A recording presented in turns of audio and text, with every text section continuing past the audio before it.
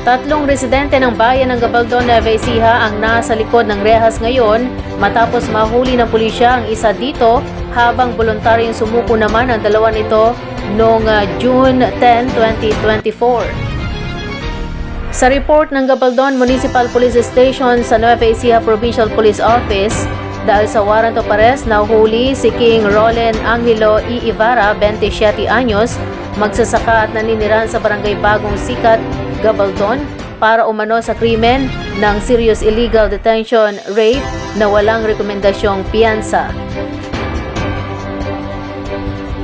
Habang voluntaryong sumuko sina John Russell Hugo, 27 anyos, magsasaka, may asawa, at Rudy Hugo, 52 anyos, may asawa, parehong naninirahan sa Barangay Cuyapa. Sa ulat, nagpatulong ang dalawang residente sa kanilang kapitan para sa mapayapang pagsuko sa pulisya matapos maglabas ng warrants of arrest ang korte na hindi binanggit na kaso. Ang mga ito ay nasa pangangalaga na ng Gabaldon Police Station.